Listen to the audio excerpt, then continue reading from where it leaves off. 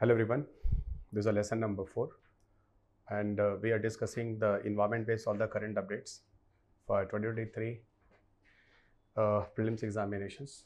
Even a part of 2023 जितने भी examinations आप 23-24 में देने वाले हो, यूपीएससी के अलावा जितने भी स्टेट पीसेस और इसके अलावा अगर आप CDS NDA जहाँ जहाँ भी इन्वायरमेंट के क्वेश्चन आते हैं, everywhere this all the discussion will be beneficial. इन सारी चीज़ों में जैसा भी मैंने आपको पहले भी बोला है, मैं आपको स्टैटिक के साथ जोड़कर चीज़ों को थोड़ा सा मर्ज करता हूँ। जैसा कि एक नया ट्रेंड चल रहा है कि नई जनरेशन पूरी तरह से करंट्स की तरफ जा रही है, even they D not have a knowledge of the subjects, और यूपीएससी वही पुरानी ट्रेंड्स की तरफ कंसेप्चुअल क्वेश्चंस पे ज़्यादा फोकस कर रहे हैं। तो सिर्फ और सिर्फ करंट अफेयर्स की प्रिपरेशन करने वाले लोगों के लिए that is very dangerous situations. तो थोड़ा सा अलर्ट रहिएगा। Current affairs equally important for your examinations, but current is not only important for examinations. मैंने ये देखा कि जनरली जो एस्पिरेंट्स होते हैं वो करंट्स में इंपॉर्टेंस ज़्यादा देते हैं, स्टैटिक वगैरह की चीज़ों को हल्के में ले जाते हैं। इसीलिए जो मेरिट होती है, अगर 2016 के बाद से आप देखोगे हर साल 1-2 क्वेश्चन कमी होती गई है। 2016 से बाद 17, 18, 19, 20, 21, 22 हर साल आप देखो 1-2 क्वेश्चन कम कट ऑफ जा रहा है।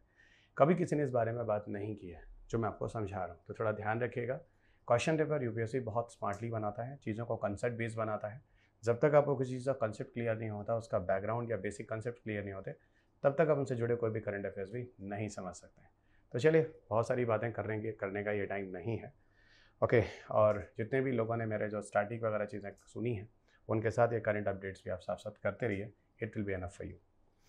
सो आज के लेक्चर में हम सब भारत में जो डिफरेंट गवर्नमेंट प्रोग्राम्स हैं, जो इनिशिएटिव्स हैं, जो इंडिया में अपने भारत सरकार की तरफ से जो चलाए जा रहे हैं, इन पर आज के पूरे लेक्चर्स को हम डिस्कस करने वाले हैं।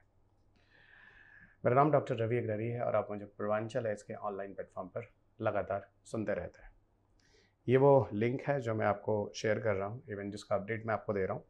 इस टेलीग्राम चैनल पे आप जाकर पूरी क्लासेस के PDF ले सकते हैं। यहाँ जाकर आप पूरी क्लासेस के PDF ले सकते हैं। यानी कहने का मतलब है जो भी लेक्चर मैं आपको लेता हूँ उसका सारा PDF मैं इसी टेलीग्राम चैनल पर शेयर करता हूँ। तो आप या आपके साथ जितने भी फ्रेंड्स हैं और इन करंट अपडेट्स को लेना चाहते हैं, तो that is available on this personal Telegram के प्रोफाइल पर आपको मिल जाएगा। इसके अलावा मैं आपको सोशल मीडिया में फेसबुक, इंस्टाग्राम वगैरह पर मिल जाता हूँ। आप मेरी क्लासेस को यूट्यूब पे लगातार सुनते हैं, और जो चैनल है doctor Ravi Agarwal classes Purvanchal IAS। अगर आप मेरी क्लासेस लेना चाहते हैं, आपको सब्जेक्ट्स के समझने में दिक्कत होती है, तो आप ऑनलाइन क्लासेस के लिए पूर्वांचल IAS ऐप पर जा सकते हैं। यहाँ आपको क्लासेस मिल जाती हैं। सो ये स्टार्ट करते हैं। आज के लेक्चर में हम गवर्नमेंट प्रोग्राम्स और इनिशिएटिव को जोड़कर चलते हैं। यहाँ पर एक पहला ऑब्जेक्टिव क्वेश्चन बनता है, जो नया फॉरेस्ट कंजर्वेशन रूल आता है, और ये नया फॉरेस्ट कंजर्वेशन रूल जो आता है ये 2022 का आता है। इस 2022 के नए फॉरेस्ट कंजर्वेशन रूल के अंदर क्या प्रोविजंस है उस बारे में बात करेंगे, और ये पूरा का पूरा जो रूल है वो फॉरेस्ट राइट्स एक्ट के अंदर आता है। देखिए, जो फॉरेस्ट कंजर्वेशन एक्ट है वो एक्चुअल में 1980 में जो है लाया गया है। इसी के अंदर फॉरेस्ट कंजर्वेशन रूल की बात की जा रही है, और फॉरेस्ट कंजर्वेशन रूल को नोटिफाई किसने किया है, तो हमारे इन्वायरमेंटल मिनिस्ट्री ने किया है। एक बात और बता दूं, ये जो नया रूल है फॉरेस्ट कंजर्वेशन रूल 2022 का, इसने किसको रिप्लेस किया है? इसके पहले का जो फॉरेस्ट कंजर्वेशन रूल चल रहा था 2003, उसको रिप्लेस करके 2022 का एक फॉरेस्ट कंजर्वेशन रूल जो है, जिसका यूनियन मिनिस्ट्री ने नोटिफाई किया है, और ये किसके अंदर आता है? फॉरेस्ट कंजर्वेशन एक्ट 1980 के अंतर्गत आता है। यहाँ पर करना क्या है? यहाँ पर करना यह है कि जो फॉरेस्ट लैंड है, ओके, जो भी फॉरेस्ट लैंड है जिनको हम डाइवर्ट करने की कोशिश कर रहे हैं, कहाँ डाइवर्ट कर रहे हैं? जितने भी नॉन फॉरेस्ट्री एरियाज़ की तरफ हम इनको ले जा रहे हैं। क्यों ले जा रहे हैं? हम वहाँ पे रोड का कंस्ट्रक्शन कर रहे हैं, हाईवेज निकाल रहे हैं, रेलवे लाइंस बिछा रहे हैं, माइनिंग कर रहे हैं। इन चीज़ों के बारे में हमें एक प्रॉपर तरीके से चलना होगा।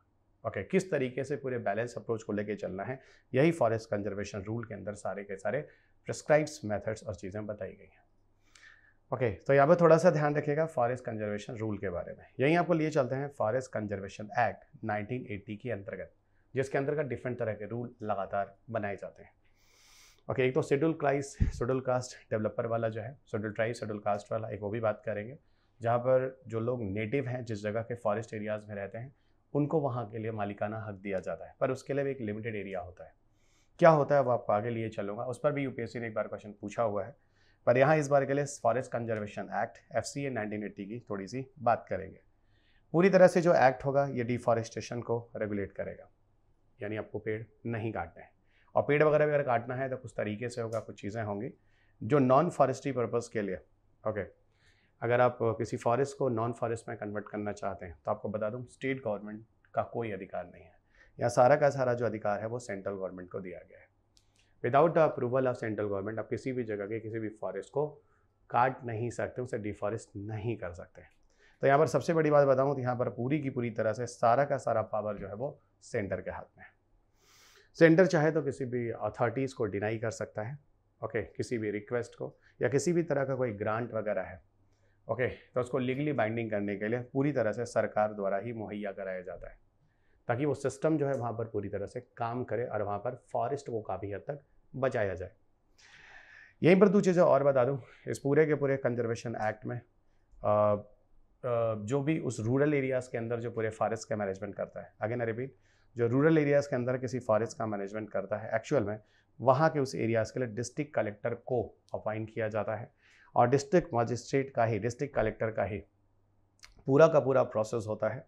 जो उन एरियाज़ में जो फॉरेस्ट राइट्स होते हैं, जो वहाँ के लोगों के लिए हैं, वहाँ पर रहते हैं, उनके हिसाब से जो प्रॉपर फॉरेस्ट राइट होना चाहिए, उनके बारे में सारी की सारी चीज़ें वो आइडेंटिफाई करते हैं कि डेफिनेटली वहाँ के रहने वाले लोगों को किस तरह का फॉरेस्ट मिलना चाहिए या नहीं मिलना चाहिए।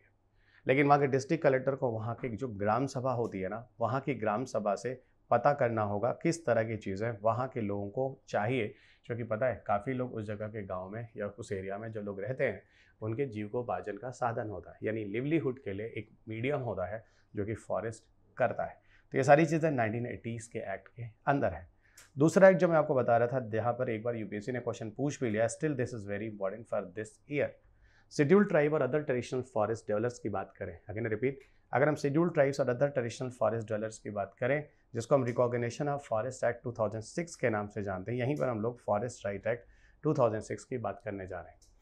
क्या है ये, जरा समझिएगा। एक्चुअल में क्या है, यहाँ पर साफ साफ बोला गया, जो कोई ट्राइबल कम्युनिटीज़ कहीं पाई जाती है, ओके, जहाँ पर भी पाई जाती है, वहाँ पर एक्चुअल में वहाँ के जो फॉरेस्ट रिसोर्सेज होते हैं ना, उन पे उनको एक तरह से क्यूमुलेटिव मतलब उसके साथ साझा करके उनको वहाँ का राइट मिलना चाहिए, ठीक है। और बिल्कुल क्यों नहीं मिलना चाहिए, अगर इस बारे में बात करें, कई ऐसी जगह हैं जहाँ पर शेड्यूल्ड ट्राइब से इस तरह के जो लोग होते हैं वो जनरेशन से जनरेशन किसी पर्टिकुलर जगह पे रहते हैं, बाद में सरकार कहती है हमारी जगह है, इसको कंजर्व करना है। तो यहाँ पर कुछ ना कुछ चीज़ों को बहुत बैलेंस तरीके से चलना होगा, क्योंकि वहाँ काफ़ी लोग लिवलीहुड के लिए उन चीज़ों पर डिपेंडेंट होते हैं। काफ़ी लोगों का ये कह लीजिए कि पूरी की पूरी जनरेशन उस पर डिपेंडेंट होते चली आई है। तो वही बात यहाँ पर की जा रही है, लेकिन यहाँ पर ये बात भी बोली जा रही है कि जो भी कम्युनिटीज़ जो वहाँ पर रिलाई हैं, उन चीज़ों पर जहाँ रह रहे हैं, उनमें अलग अलग तरह की ज़रूरतें होती हैं, ठीक है। तो यहाँ पर बोला गया जो ग्राम सभा है ना, ग्राम सभा है, और ग्राम सभा के साथ साथ वहाँ पर जो भी मैंने आपको पीछे भी बोला था फॉरेस्ट एक्ट के बारे में, 1980s के बारे में, तो ग्राम सभा का रोल यहाँ पे बहुत ज़्यादा होता है, क्योंकि ग्राम सभा ही वहाँ पे लोकल एरियाज़ में चीज़ों को स्क्रूटिनाइज करती है, आइडेंटिफाई करती है। पर ग्राम सभा को ये चीज़ ध्यान देना होगा कि उन एरियाज़ में बायोडाइवर्सिटी की जो भी कंजर्वेशन और प्रोटेक्शन होता रहे, यानी जैव विविधता का विनाश नहीं होना चाहिए, जैव विविधता को बचाया जाए और उसको बढ़ाया जाए, इस तरह की चीज़ें होनी चाहिए। इस एक्ट के अंदर ग्राम सभा को ये बोला गया कि भाई देखो, उसको एक पावर दिया गया पूरी तरह से कि जो वहाँ के ट्राइबल पॉपुलेशंस हैं, अगर जो भी वहाँ ट्राइबल पॉपुलेशंस हैं, उनके लिए किस तरह की चीज़ें वहाँ के लोकल पॉलिसीज़ के हिसाब से स्कीम्स वगैरह वहाँ पर बननी चाहिए, ये सारा कॉन्ट्रीब्यूशन ग्राम सभा का होगा। और फिर भी मैं बता दूँ आपको, बार बार कह दूँ, तो सेंट्रल गवर्नमेंट जो होगा हमेशा वो फाइनल अप्रूवल लेगा। ऐसा नहीं ग्राम सभा सीधा स्टेट गवर्नमेंट से अप्रूवल ले लेगी, हमेशा सेंट्रल गवर्नमेंट का ही ज़्यादा फाइनल अप्रूवल होगा, ज़्यादा पावरफुल होगा। ओके, भले ही इस चीज़ों के बारे में स्टेट गवर्नमेंट कोई डिसीजन ले या ना ले, ओके, इसमें बहुत कुछ हो सकता है। मान लो कि स्टेट गवर्नमेंट है किसी बंदे को बेनिफिट देने के लिए किसी फॉरेस्ट का राइट उसको दे देती है, इस तरह की चीज़ें दे देती है, नहीं कर सकता। ये सारा कुछ राइट सेंट्रल गवर्नमेंट का ही होगा, ओके। और कलेक्टर को मैंने बोल ही दिया, ये कलेक्टर क्या करेगा, पूरी तरह से ग्राम सभा के ही बेस पर जाकर अप्रूवल लेगा, यानी ग्राम सभा से बिल्कुल जो मेंबर होंगे उनसे वो सारी तरह से डिस्कशन करेगा, later on will come on the conclusions. और डिस्ट्रिक्ट कलेक्टर तो हमारा सेंटर जो होता है वही इन चीज़ों को अपॉइंट करता है, तो उनके बेसिस पे सरकार जो होती है इस तरीके से पूरे के पूरे एरियाज़ में फॉरेस्ट एरिया को मैनेज कर पाती है। आगे ले चलते हैं इंडियन फॉरेस्ट एक्ट 1927 की तरफ। सुनते जाइए धीरे धीरे सारे एक्ट्स को, और जो जो चीज़ें न्यूज़ में रही हैं, इन वीडियोस को मैं आपको फिर से बोलूँगा कम से कम 2 से 3 बार सुनना, क्योंकि यहाँ जो पीछे के अभी जो इधर कुछ डिस्कशंस में आपको कर रहा हूँ उसमें फैक्चुअल डेटा ज़्यादा है। जब आप 2 से 3 बार सुनेंगे ना, you will be familiar. PDF तो मैंने आपको टेलीग्राम पे दे ही रहा हूँ, तो वहाँ पर आपको लिखने की ज़रूरत नहीं है, लिखेंगे तो आप अपना टाइम बर्बाद करेंगे, तो फिर ये PDF बनाकर इन चीज़ों को करने का क्या फ़ायदा। अब इंडियन फॉरेस्ट एक्ट 1927 की तरफ जाते हैं तो इसके अंतर्गत कुल 3 तरीके से फॉरेस्ट को क्लासीफाई किया गया है। ये कौन कौन से 3 फॉरेस्ट हैं इनके बारे में आपको डिटेल में बताऊंगा। पहला जिसको हम रिजर्व फॉरेस्ट कहते हैं, दूसरा जिसे हम प्रोटेक्टेड फॉरेस्ट कहते हैं, और तीसरा जिसे हम विलेज फॉरेस्ट कहते हैं। यानी जंगल को हमने 3 तरीके से डिवाइड किया है, यानी 3 तरीके से हम फॉरेस्ट को पढ़ सकते हैं। दुनिया में 3 तरह के फॉरेस्ट डिफाइन किए गए हैं, है ना। दुनिया में नहीं, भारत में फिलहाल बोलना ज़्यादा अच्छा है, क्योंकि हम भारत के इंडियन फॉरेस्ट एक्ट 1927 की बात कर रहे हैं। ओके, जनरली इसका काम क्या है? इसकी पूरी कोशिश यही है कि हमें इन चीज़ों को रेगुलेट करना है। किन चीज़ों को रेगुलेट करना है? जो भी डेटास वगैरह हैं, जो भी फॉरेस्ट की जो एक्टिविटीज़ होती हैं, उन फॉरेस्ट की एक्टिविटीज़ में किस तरह की एक्टिविटी होनी चाहिए। इन डिफरेंट तरह के फॉरेस्ट में डिफरेंट तरह की एक्टिविटीज़ है जो होगी या फिर नहीं होगी। ओके, इसी बेसिस पर जो भी फॉरेस्ट की जो पॉलिसी बनती है उसको रेगुलेट करने के लिए वो चलाई जाती है। इसके लिए आपको बताऊं, सबसे पहले एक JFMC है, एक कमेटी है। ओके, जो एक तरह से एजेंसी है जो पूरी तरह से विलेज लेवल पर या जो ग्रुप ऑफ विलेज होते हैं उनके लेवल पर काम करती है। ओके, और ये उन जगहों पर विलेज और ग्रुप लेवल पे विलेज के लिए काम करती है जहाँ के अगल बगल आपको रिजर्व फॉरेस्ट देखने को मिलता है। ओके, वहाँ पर एक उस एरियाज़ में जहाँ पर किसी तरह का रिजर्व फॉरेस्ट है और वहाँ के अगल बगल जो लोग रहते हैं, तो यहाँ पर ये चीज़ चेक किया जाता है उन जगहों पर क्या क्या एक्टिविटी होती है, उसको सुपरवाइज करने के लिए, उसको मैनेज करने के लिए एरियाज़ में एक टेरिटोरियल डिवीज़न फॉरेस्ट ऑफिस बनाया जाता है। और वो इसलिए भी ज़रूरी होता है ताकि उन जगहों पर जो वहाँ के लोग हैं, उन फॉरेस्ट एरियाज़ के रिजर्व के आसपास रहते हैं, उनको वॉच किया जा सके। वॉच किसी गलत इंटेंशन के लिए नहीं होता है, वॉच होता है उस जगह के एरियाज़ में फॉरेस्ट को संरक्षण देने के लिए, सुरक्षित करने के लिए। ओके, JFMC की बात करें, अगर हम जॉइंट फॉरेस्ट मैनेजमेंट कमेटी की बात करें, जनरली ये रिस्पॉन्सिबल होता है for the selecting of plant species to be planted in the forest. ठीक है, तो यहाँ पर ये चीज़ ध्यान दी जाती है कि किसी भी तरह की प्लांट स्पीसीज़ को जो हम फॉरेस्ट अगर हमें प्लांट कर रहे हैं, किस तरह की चीज़ों को करना होगा, किस तरह को नहीं करना होगा। यहाँ पर काफ़ी चीज़ें ध्यान देते हैं। यहाँ पर ध्यान देना होता है जो फाइनेंशियल टारगेट्स है। ओके, वहाँ पर क्या हो सकते हैं, प्रॉफिटेबल इनकम भी हो सकता है, और अपार्ट ऑफ दिस वहाँ पर अवेयरनेस भी फैलाना बहुत ज़रूरी था उन जगह के एरियाज़ के लिए। कई बार आप लोगों ने एलियन स्पीसीज़ के बारे में सुना होगा। ओके, एलियन स्पीसीज़ के बारे में सुना होगा। ये कुछ बाहर की स्पीसीज़ होती हैं, प्रजातियाँ होती हैं जो किसी सर्टेन एरियाज़ में पहुँचने के बाद वहाँ की विविधता को इफेक्ट डाल सकती हैं। ठीक है, तो एलियन एक जनरल टर्म भी है, इसको याद रखिएगा, गॉट इट। लेकिन यहाँ पर समस्याग्रसित चीज़ों के लिए ही एलियन शब्द का यूज़ किया गया है। यहाँ पर फॉरेस्ट के डिफरेंट डिवीजन्स हैं जो आपको स्क्रीन पे दिखाए गए हैं। 3 डिफरेंट डिवीजन्स ऑफ फॉरेस्ट, इस पर हम लोग बात करेंगे।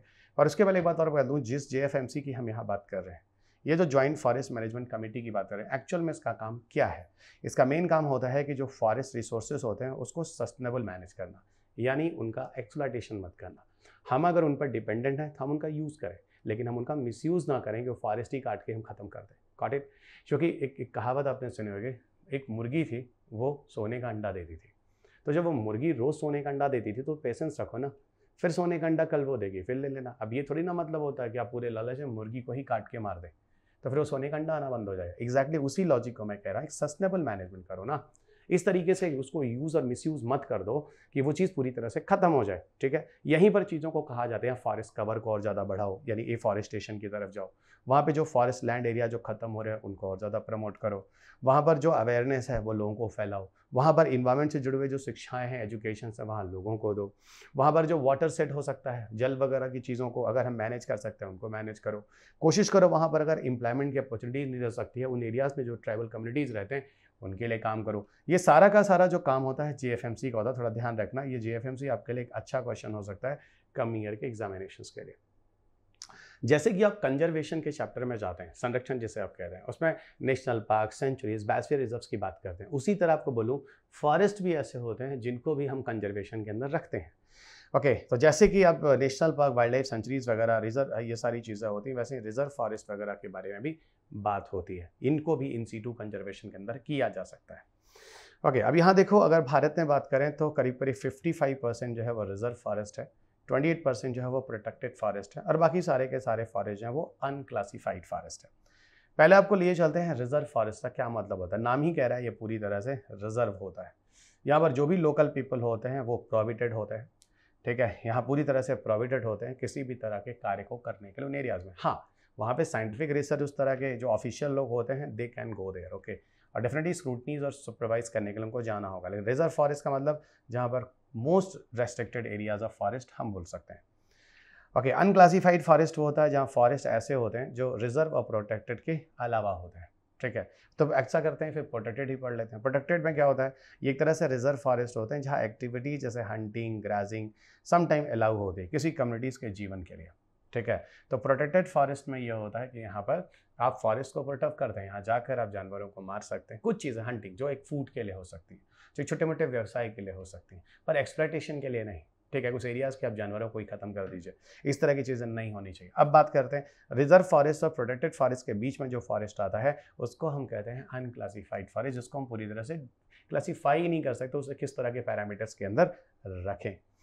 ओके, जनरली इस तरह के फॉरेस्ट आपको नॉर्थ ईस्ट स्टेट में देखने को मिलते हैं। इस तरह के फॉरेस्ट आपको नॉर्थ ईस्ट के जो 7 सिस्टर वाले स्टेट है वहाँ जो फॉरेस्ट होते हैं वो एक्चुअल में ईसी के अंदर रखे जाते हैं। Those are the unclassified forest.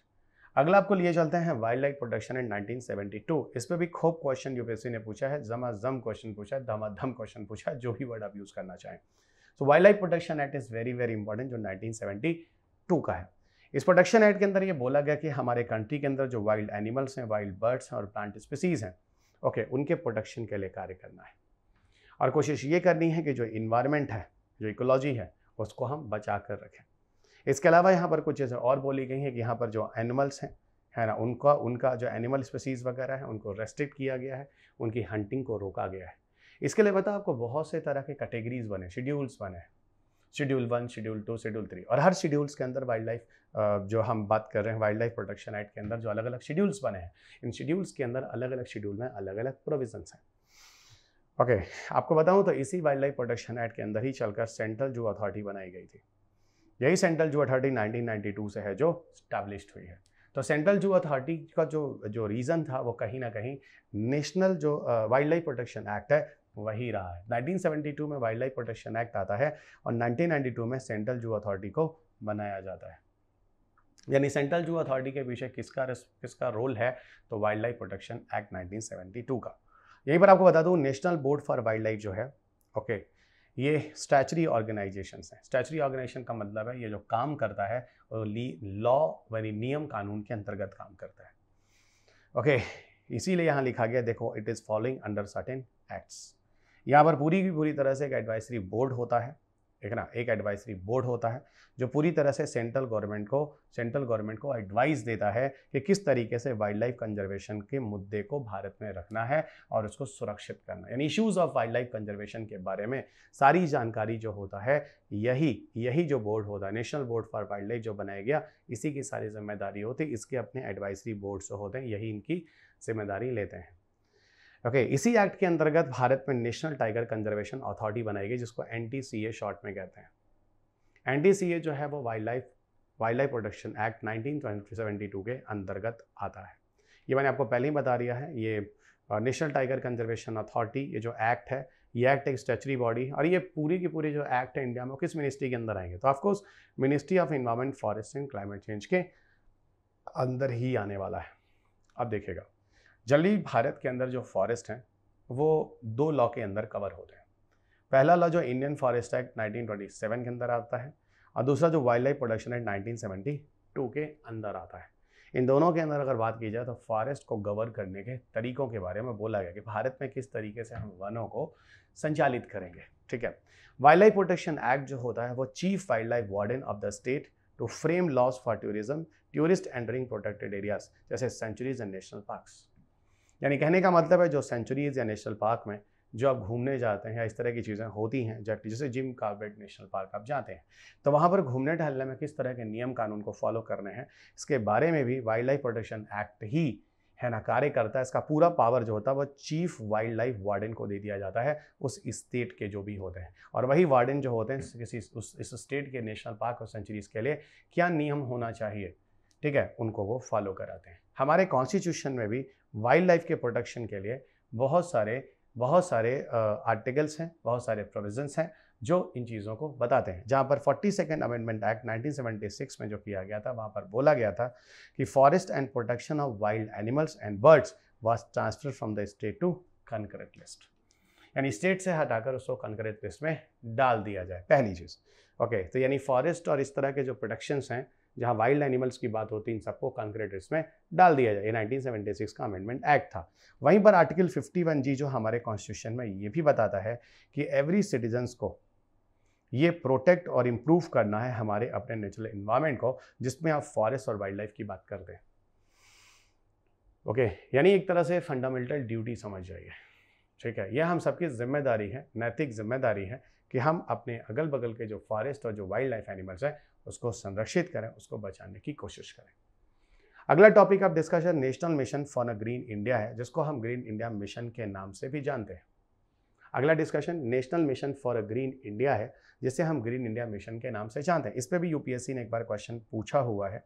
Okay, it is also a repeated question which may be possible in your paper. Actually है क्या, हमारे भारत में जो ग्रीन इंडिया मिशन जो आया है, इसमें टोटल कुल 8 मिशंस हैं। अगेन आई रिपीट, हमारे भारत में जो ग्रीन इंडिया मिशन आया है, इसके अंतर्गत कुल टोटल 8 मिशंस है। और ये जो भारत के अंदर जो ग्रीन इंडिया मिशन आया है ना, टोटल 8 मिशन के अंतर्गत, ये national action plan on climate change जो हमारा NAPCC है 2014 में जो लाया गया था, जहाँ 10 साल का एक पीरियड रखा गया था कि 10 साल के अंदर हमें जो चीज़ें अचीव करनी है, ये सब कुछ NAPCC का किया जा रहा है। यानी कहने का मतलब है national action plan on climate change जो है, इसके अंतर्गत कुल 8 मिशन लाए गए हैं। इस 8 मिशन में से एक मिशन है ग्रीन इंडिया मिशन।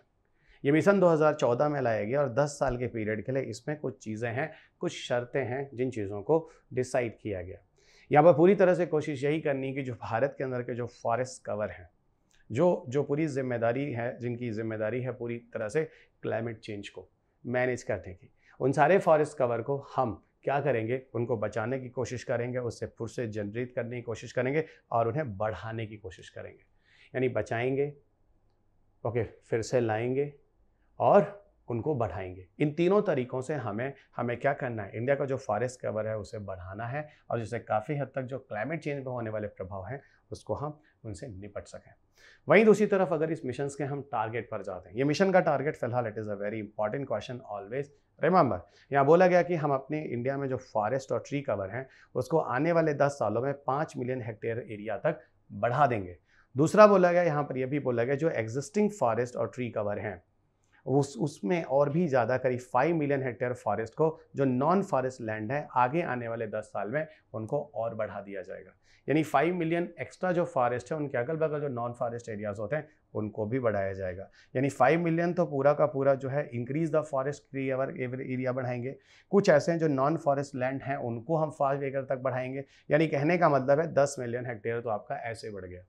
जहाँ कभी फॉरेस्ट नहीं था और जहाँ कभी फॉरेस्ट था ख़त्म हो गया था, इन दोनों जगहों को हम इस लिस्ट के अंदर रख रहे हैं। वहीं उसके अलावा और भी चीज़ बोल रहे हैं, कह रहे हैं भाई देखो, उस एरिया में जो फॉरेस्ट है ना, ओके, वो जीविकोपार्जन का साधन है, इनकम का सोर्स भी है, उसको भी हम यहाँ पर बढ़ाएंगे। और इससे करीब करीब कह रहे हैं 3 मिलियन हाउस होल्ड जो लोग रहते हैं अराउंड जो फॉरेस्ट एरियाज के बगल में, उनकी जीवन जीने में काफ़ी उनको मदद मिलने वाली, यानी एक तरह से लिवलीहुड यानी जीविकोपार्जन का एक साधन रहेगा। सोचिए कितनी बड़ी बात कर रहे हैं ग्रीन इंडिया मिशन के अंतर्गत। याद रखिएगा, ग्रीन इंडिया मिशन NAPCC के अंतर्गत आता है, जो भारत का नेशनल एक्शन प्लान है, जो क्लाइमेट चेंज को लेकर भारत ने 2014 में बनाया हुआ है, जहां 10 साल के लिए हमने एक टारगेट डिसाइड किया कि इन चीज़ों को अचीव करना है। इसका पूरा जो एडमिनिस्ट्रेटिव कंट्रोल है, ओके, इस पूरे ग्रीन इंडिया मिशन का, इसकी पूरी जिम्मेदारी तो एक ही लीडिंग मिनिस्ट्री है, वो है MOEFNCC, ministry of environment, forest and climate change, he manage करेगा। इसके अंदर एक पूरे होलिस्टिक अप्रोच को अपनाना है। यहाँ बोला गया कि हम कार्बन सिक्वेस्ट्रेशन के गोल को मैनेज करेंगे। यहाँ बोला गया कि जो डाइवर्स इकोसिस्टम सर्विसेज है ना, उसको हम क्या करेंगे, उसको मैनेज करने की कोशिश करेंगे। सीधी बात, कार्बन सिक्वेस्ट्रेशन का मतलब होता है एटमॉस्फेयर से हम CO2 को कैसे एब्जॉर्ब करके यूटिलाइज कर लेंगे। जो मैंने आपको पहले भी बोला था, कार्बन सिंक, कार्बन सिक्वेस्ट्रेशन, बहुत सारे नामों से इन्हें हम जानते हैं। और इकोसिस्टम के जो सर्विसेज है ना, उसको हम प्रॉपर तरीके से उन एरियाज में मैनेज भी करेंगे। यहाँ पर इंटीग्रेटेड क्रॉस सेक्टरल अप्रोच अपनाना होगा। इंटीग्रेटेड का मतलब होता है कई चीज़ों को एक साथ लेकर यहाँ पर काम करना होगा। यहाँ पर पब्लिक और जो प्राइवेट लैंड है, ओके, उस पर भी चीज़ों को इम्प्लीमेंट करना होगा। यहाँ की जो लोकल कम्युनिटी है, ओके, वहाँ के साथ मिलकर वहाँ की प्लानिंग वगैरह को देखना होगा। वहाँ के जो डिसीजंस लेने हैं, वहाँ के लोकल फैक्टर के बेस पे लेने हैं। ऐसा थोड़ी ना होता है कि सेंटर में बैठा हुआ प्राइम मिनिस्टर कुछ भी डिसीजन ले सकता है। नहीं, ये डिसीजन वहाँ के बेसिक और रूट लेवल पर रहने वाले लोगों के हिसाब से लेना ज़रूरी है।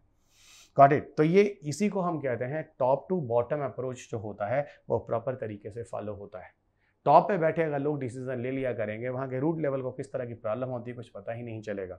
ठीक है, और इसी तरह इन चीज़ों को इम्प्लीमेंट करना, उनकी मॉनिटरिंग करना, ये पूरा काम आपको इसके अंदर दिख जाएगा। आपको आगे लिए चलते हैं national clean air programme.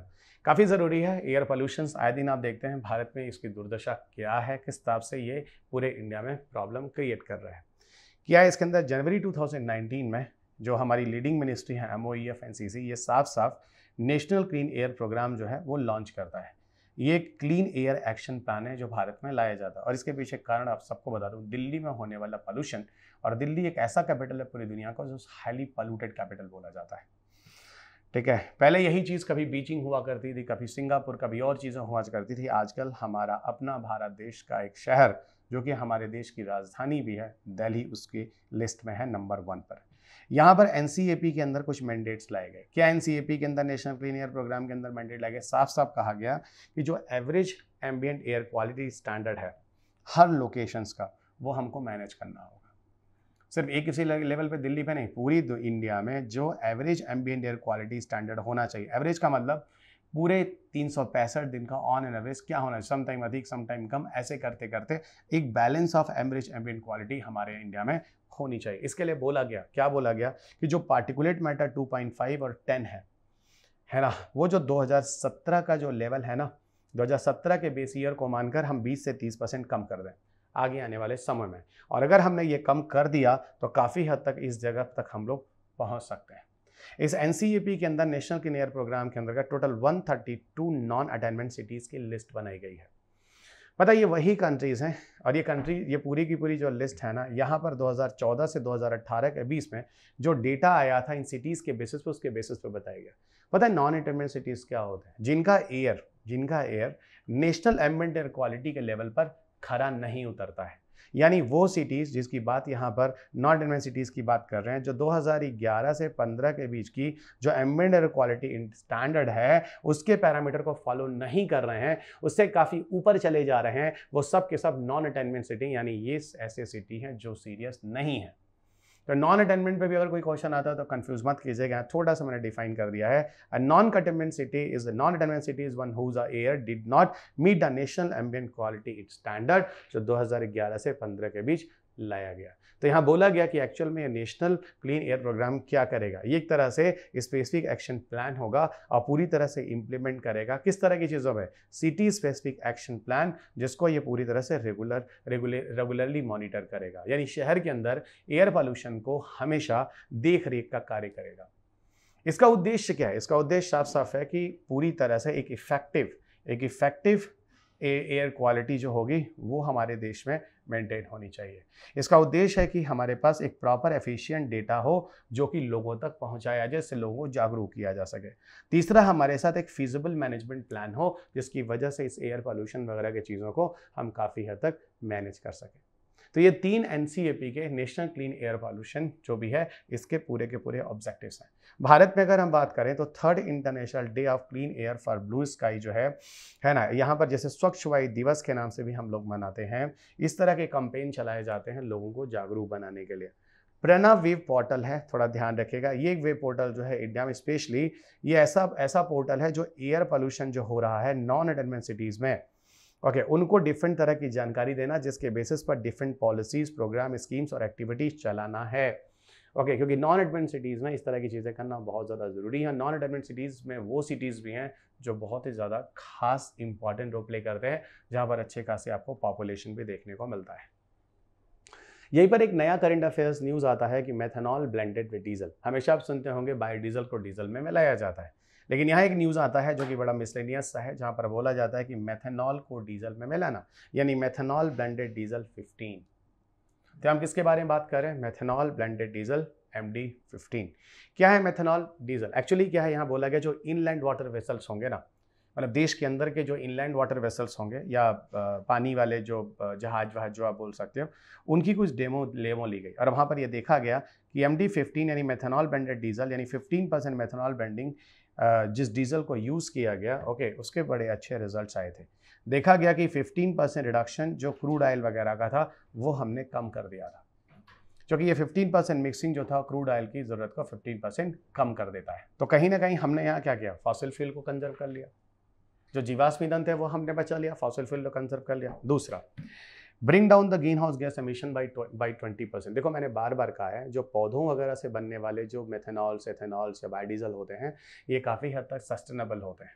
Sustainable का मतलब होता है इनसे इन्वायरमेंटल पोल्यूशन, हेल्थ के लिए इश्यूज नहीं होते हैं। तो देखो यहाँ कहा जा रहा है कि 20% तक ग्रीन हाउस गैसेज का हमेशा इन्होंने कम कर दिया है।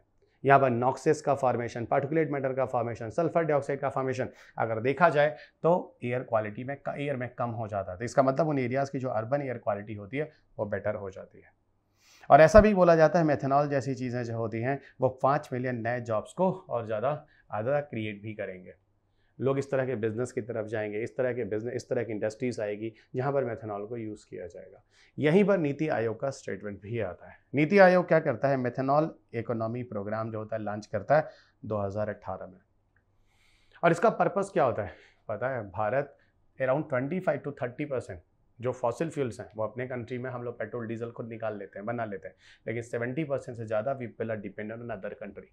अब अगर 70% से ज़्यादा we people are dependent on other country तो डेफिनेटली हमारे लिए बहुत बहुत गलत है, क्योंकि हमारा अच्छा खासा जो फॉरेस्ट रिजर्व होता है वो पैसा खर्च होता है। यहाँ पर अगर इस तरह की चीज़ें आप करते हैं तो आप काफ़ी हद तक ऑयल इंपोर्ट को कम कर सकते हैं और साथ साथ ग्रीन हाउस गैस एमिशन को भी कम कर सकते हैं। और यहाँ तक बोला जाता है कि जो हमारे पास जो कोल वगैरह के रिजर्व्स हैं ना, कोल वगैरह के रिजर्व्स हैं, सॉलिड वेस्ट वगैरह हैं, इनको हम मेथनॉल में कन्वर्ट कर सकते हैं। आपको पीछे के डिस्कशन में मैंने आपको कोल गैसिफिकेशन के साथ एक टर्म लिक्विफैक्शन भी पढ़ाया था। लिक्विफैक्शन में शायद आपको याद आ रहा होगा, जब हम कोल से गैसिफिकेशन करते हैं और फिर उस गैस को अगर हम कंप्रेस कर देते हैं कुछ कोबाल्ट और कुछ कैटलिस्ट की मदद से प्रेशराइज कर तो वो चीज़ होती है वो लिक्विड में कन्वर्ट हो जाती है, और वही लिक्विफैक्शन का एग्जाम्पल होता है। उसी चीज़ को यहाँ समझाने की कोशिश की गई है। ओके, उसी चीज़ को यहाँ पर मैंने समझाने की कोशिश की गई है कि हम कोल वगैरह से मेथनॉल भी बना सकते हैं, जो कि अच्छा ऑप्शन हो सकता है।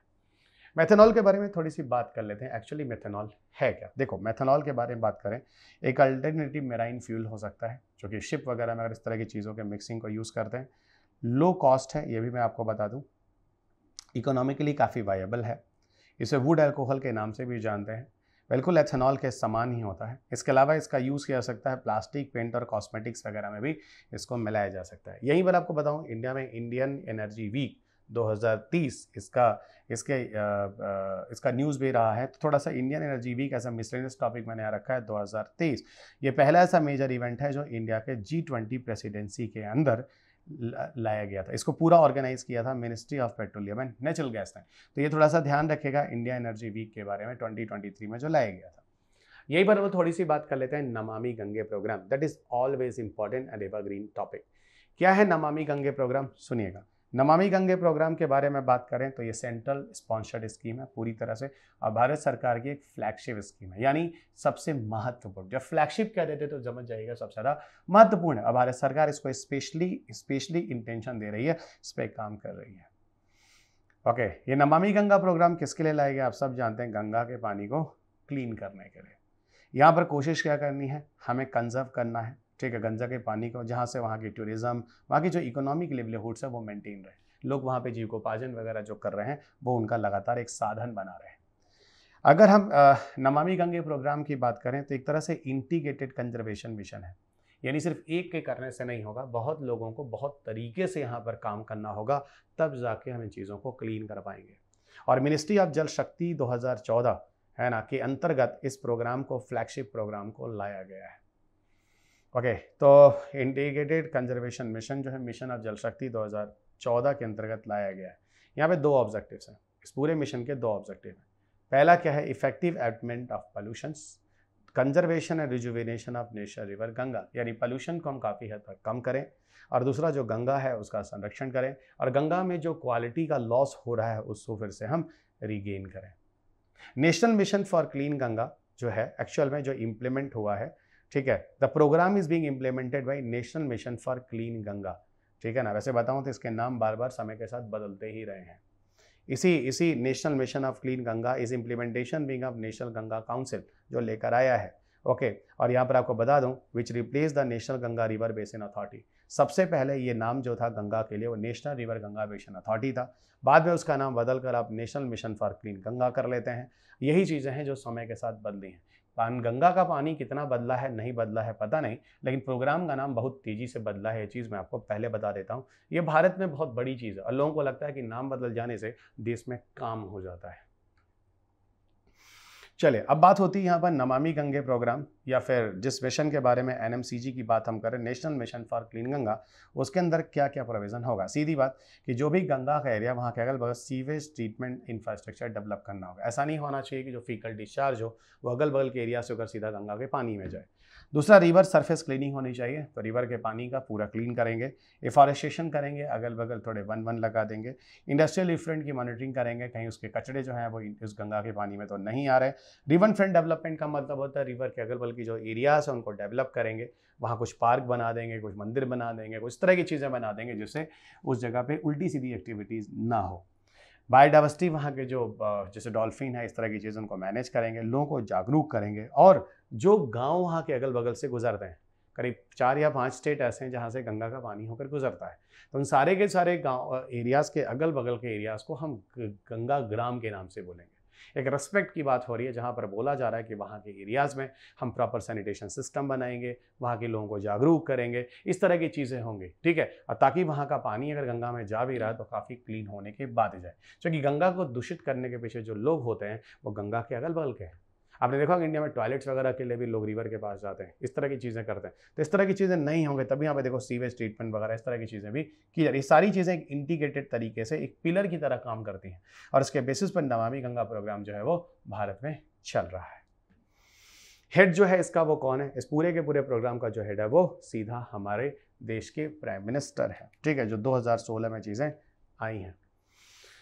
ओके, इसकी एक्टिविटीज़ जो है वो बहुत कई लेवल पे चल रही है। अगर हम देखें कि ये नेशनल गंगा काउंसिल जो है वो जो नेशनल गंगा काउंसिल है वो कौन है? एनएमसीजी के अंतर्गत ही लाया गया, यानी national mission for clean Ganga के अंदर क्या काम कर रहा है?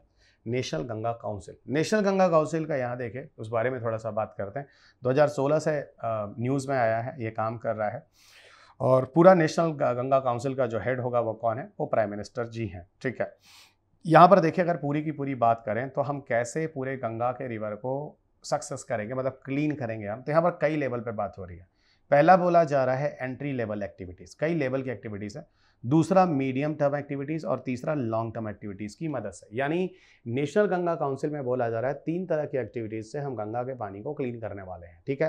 पहला एंट्री लेवल एक्टिविटीज़ में जहाँ पर बोला जाता है सीधा जो तुरंत हम इफेक्ट डाल सकते हैं, जो चीज़ें दिख रही हैं, जो गंगा के पानी को इफेक्ट डाल रही है, उनको ठीक किया जाए, टू इमीडिएट इफेक्ट्स।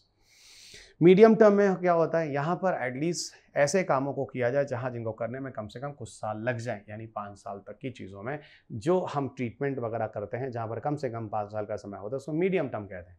और जहाँ पर इस तरह के काम को करने में काफ़ी समय लग सकता है, अप टू 10 ईयर्स तक, उनको लॉन्ग टर्म एक्टिविटीज़ के नाम से जानते हैं। ये सारी चीज़ें नेशनल गंगा काउंसिल के अंदर हैं और इसको 3 तरीके से, इस 3 एक्टिविटीज़ को यहाँ करने की बात हो रही है। एक बात और बता दूं, अगर हम बात बताएं तो जो यूनाइटेड नेशन है इसने पूरी दुनिया में 10 वर्ल्ड रिस्टोरेशन फ्लैगशिप प्रोग्राम लाए हैं। ओके, और यहाँ इन्हीं में से 10 वर्ल्ड रिस्टोरेशन फ्लैगशिप में से एक हमारा नमामि गंगा इनिशिएटिव भी है। तो नमामि गंगा इतना महत्वपूर्ण है कि देश में तो छोड़िए, अंतर्राष्ट्रीय स्तर पे भी यूनाइटेड नेशंस, ओके, यूएन ने भी इसको इम्पोर्टेंस दिया है, ठीक है। और वही देखिए, यहाँ पर आपको बताऊं कि इसके बारे में जो रिव्यू वगैरह किया गया था, है ना, वो 15 जो है कन्वेंशन ऑफ बायोडाइवर्सिटी की मीटिंग में जो मॉन्ट्रियल कनाडा में हुआ था, जो कि वर्ल्ड रिस्टोरेशन डे के नाम से भी जाना जाता है, जिस दिन वो पूरा सबमिट हुआ था 14 दिसंबर रिस्टोरेशन डे को, ठीक है। जो सीबीडी का जो 15वां COP15 की मीटिंग थी, वहाँ पे यूएन ने नमामि गंगे इनिशिएटिव्स पर भी यहाँ पे डिस्कशन किया है, क्योंकि ये भी अगर इंटरनेशनल लेवल पे यूएन की बात करें तो उसके फ्लैगशिप स्कीम के अंतर्गत आता है। आपकी बात और बता दूं, ये पूरी की पूरी जो एंट्री है जो सेलेक्ट की गई है वो United nation decade on ecosystem restoration 2021 से 30 के बीच में है, ठीक है। यानी कहने का मतलब है कि 2021 से 2030 के बीच में जो यूएन के अंदर डिफरेंट तरह के रिस्टोरेशन कार्यक्रम चलाए गए हैं, उसमें हमारा नमामि गंगा इनिशिएटिव भी आता है। और इस पूरे 2021 से 30 को जो यूएन का यूनाइटेड नेशन डिकेड्स, यानी 10 साल का जो इकोसिस्टम रिस्टोरेशन है 21 से 30 वाला, उसको कोऑर्डिनेट करने वाला united nation environment programme and FAO है, फूड एंड एग्रीकल्चरल ऑर्गेनाइजेशंस। यहीं पर लेके बात करते हैं थोड़ा सा अर्थ गंगा के बारे में। आपको पता है कभी यूपीएससी के बेस पे नमामि गंगा के नाम से यूपीएससी के क्वेश्चन रहे हैं। तो आइए बात करते हैं अर्थ गंगा के बारे में। फिलहाल अर्थ गंगा जो है एक सस्टेनेबल डेवलपमेंट मॉडल है, ठीक है। जहाँ पर पूरी तरह से जो इकोनॉमिक एक्टिविटीज़ होती हैं उनको वॉच किया जाता है, जिसके बेसिस पर हम गंगा को साफ़ करने की बात करते हैं।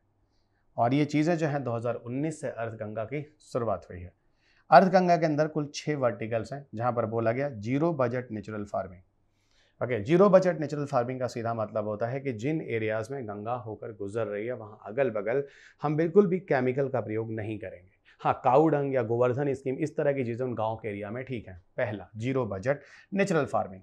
दूसरा, monetisation and reuse of the sludge and waste water की बात कर रहे हैं, यानी यहाँ पर सीधी बात कर रहे हैं जिन वाटर वगैरह को ट्रीट किया जा रहा है ना। अगर सीवी वाटर है, सीवेज वाटर ट्रीटमेंट प्लांट लगाइए, उस पानी को फिर से आप इरीगेशन के लिए यूज़ कर लीजिए, इस तरह की चीज़ों को यूज़ कर लीजिए, ठीक है। इनको हम बोलते हैं reuse of sludge and waste water.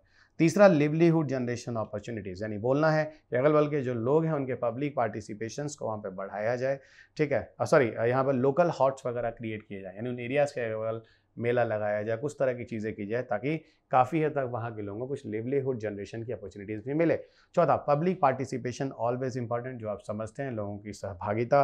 Empowering the local administration system, जो अगल बगल के बॉडीज़ वगैरह बनाए जाते हैं, ठीक है, जो वहाँ के गंगा के पानी की सुरक्षा करेंगे, ठीक है, किस तरह की कोई एक्टिविटीज़ ना हो जिससे वो प्रदूषित हो। और इसके अलावा cultural heritage and tourism of Ganga its surrounding areas, अगल बगल के एक आप बोटिंग टूरिज्म कर दीजिए, योगा प्लेटफॉर्म बना दीजिए, एडवेंचर स्पोर्ट कर दीजिए, है ना। इस तरह की एक्टिविटीज़ भी काफ़ी हद तक गंगा को संरक्षण प्रदान करेगी। और वैसे भी you people know very well, India में गंगा, जिसको आप नेशनल रिवर भी कहते हैं, इसका महत्व बहुत ज़्यादा है। इसको रिलीजियस भी होकर लोग देखते हैं, रिलीजन के साथ भी जोड़ते हैं, इसको हम लोग अपनी भावनाओं से भी जोड़ कर रखते हैं, और बचपन से हम लोग को गंगा नदी के बारे में इसकी महत्ता को बताया गया है। थोड़े इमोशंस भी हैं हम लोग के साथ जो गंगा के जल के साथ है। Environment education awareness on training पे बात करते हैं, इसको EEAT कहते हैं। Environment education awareness and training, जिसे EEAT कहते हैं। क्या है ये? देखो, ये एक सेंट्रल सेक्टर की स्कीम है, जिसको कौन लेकर आता है? Ministry of environment forest. एक ही तो मिनिस्ट्री है भारत में, कोई भी मिनिस्ट्री कभी भी इन्वायरमेंट से जुड़ी पूछे, चुपचाप MOEF-NCC मारिए, सोचना ही नहीं है। तो सर वैसे भी आप 8वां टॉपिक यहाँ पढ़ा रहे हैं, और 8वां टॉपिक में हर जगह MOEF-NCC आया है, क्यों नहीं आएगा? काम क्या है यहाँ पर? अगर हम इस EEAT की बात करें, environment education awareness and training, साफ साफ कह रहा है कि अवेयरनेस करना है। किनको करना? भाई जो बच्चे हैं उनको अवेयरनेस देना है, क्योंकि बच्चे ही कल के भविष्य हैं भारत के। यहाँ पर मोबिलाइज किया जाएगा स्टूडेंट पार्टिसिपेशन को, ठीक है। स्टूडेंट का पार्टिसिपेशन बहुत ज़्यादा ज़रूरी है, और ये पूरी तरह से सेंटर सेक्टर की स्कीम है। National green cost programme launch किए जाएंगे। क्या क्या चीज़ें हो रही देखिएगा। इसके अंतर्गत 1 लाख इको क्लब बनाए जाएंगे। कहाँ? स्कूल और कॉलेज के लेवल पर। यहाँ लोगों को एजुकेट किया जाएगा, उनको जागरूक किया जाएगा कि भाई देखो, इन्वायरमेंट से जुड़े हुए मुद्दों के बारे में आपको पता होना चाहिए। ओके, यहीं पर देखो, ये जो एक्टिविटीज़ जो इको क्लब के अंदर की जाएगी, इको क्लब के अंदर बहुत सारी एक्टिविटीज़ की जा रही है।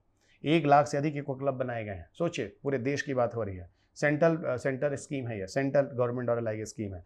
वहाँ पे प्लांटेशन करना, क्लीननेस करना, इंपॉर्टेंट से इन्वायरमेंट डे को सेलिब्रेट करना, लोगों को अवेयरनेस पहुँचाना, ओके, इस तरह की चीज़ें, सॉलिड वेस्ट मैनेजमेंट करना, वेस्ट सेग्रीगेशन करना, ये सारी की सारी चीज़ें इन सारे के सारे 1 लाख इको क्लब्स के अंदर ये चीज़ें लोगों को बताई जाती हैं। यहीं पर नेशनल नर्चर कैंपेन प्रोग्राम भी लाया गया। नेशनल नर्चर कैंपेन प्रोग्राम क्या है? ये जनरली यहाँ पर फील्ड विजिट वगैरह भी होता है। ओके, नेचर कैंप लगाए जाते हैं किसी प्रोटेक्टेड एरिया में, नेशनल पार्क में, टाइगर रिजर्व्स में। वहाँ पर स्टूडेंट्स वगैरह जाते हैं, वहाँ डिफरेंट तरह की एक्टिविटीज़ जो है ना, वहाँ पे जो स्टूडेंट्स एंड एक्टिविटीज़ होती है, लाइक फ्लोरा एंड फाना को ले जाके देखना, वहाँ पे बर्ड्स को वॉच करना, ठीक है, इस तरह के ग्रुप डिस्कशन करना, ये सारी चीज़ें इस नेशनल नेचर कैंपेन प्रोग्राम का पार्ट है। वहीं पर आपको बताऊं, ये सारी की सारी चीज़ें जो एबव प्रोग्राम है ना, एक्चुअल में स्टेट नोडल एजेंसीज द्वारा ही डेजिग्नेटेड है। ओके, मतलब it is designated and implemented by generally state nodal agencies.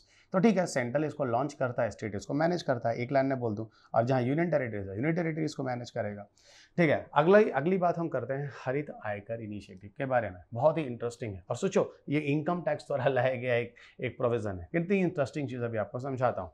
Income tax department ने हरित आयकर इनिशिएटिव लॉन्च किया है। कब? नेशनल यूनिटी डे के दिन। क्या बोला है उन्होंने?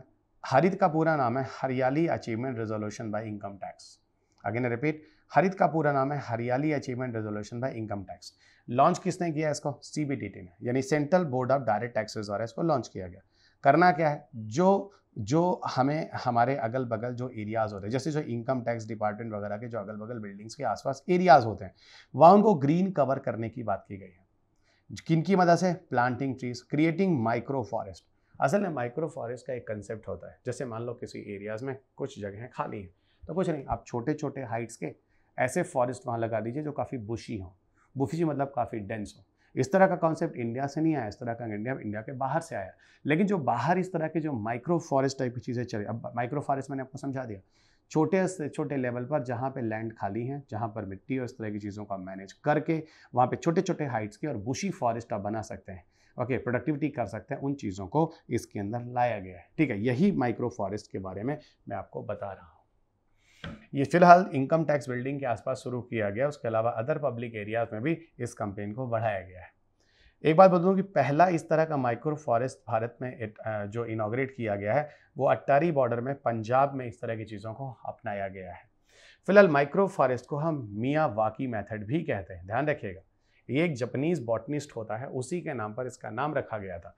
तो एक जापान का एक बॉटनिस्ट होता है, ओके, वनस्पति वैज्ञानिक बोल सकते हैं, उसी के नाम पर मियाकी मेथड का नाम लिया गया। मियावाकी या मियाकी शॉर्ट में कर सकते हैं। ठीक है, ये स्मॉल प्लांटेड फॉरेस्ट होते हैं जहाँ पर मैक्सिमाइज ट्रीज डेंसिटी होती है किसी एरियाज में, और जो जो ट्री डेंसिटी होती है जनरली वो बहुत बड़े बड़े प्लांट नहीं होते हैं, वो छोटे छोटे प्लांट्स होते हैं।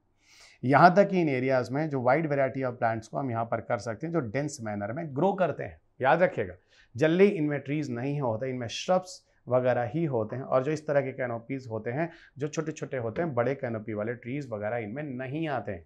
और एक बात और बता दूं, इस पूरे के पूरे प्रोसेस में कहीं भी आपको कम से कम 8 से 9 महीने का समय लगता है, यानी 8 से 9 महीने तक आपको इनकी पूरी देखभाल करनी होती है। और ये माइक्रो फॉरेस्ट होते हैं फिर अपने आप को क्या होते हैं, सस्टेन कर जाते हैं।